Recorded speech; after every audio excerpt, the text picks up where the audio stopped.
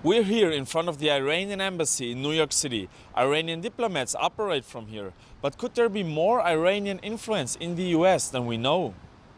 According to an executive order, the Director of National Intelligence, John Ratcliffe, has to find out if any foreign government or person has interfered in the U.S. election. Ratcliffe didn't conclude the investigation yet, but has confirmed that there was foreign election interference by China, Iran, and Russia. We talked to Syed Hosseini about Iranian interference in the election.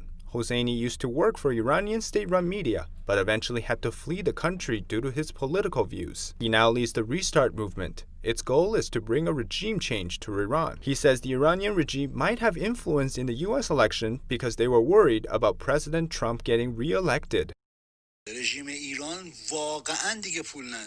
The Iranian regime has absolutely no money. They can no longer finance terrorist groups like Hezbollah, Houthi, and others. Because of President Trump, Iran has been totally isolated. He also managed to make the European Union work less with Iran. He has totally disrupted their economic system.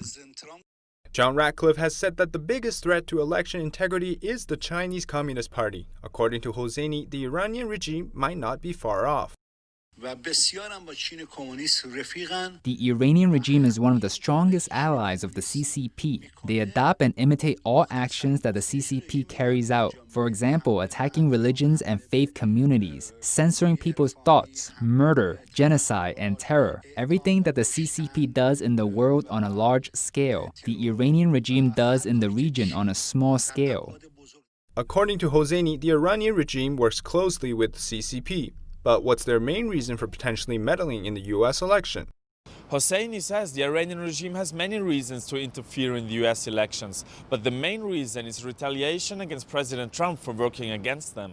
Reporting in New York, Erin Pastar, NTD News.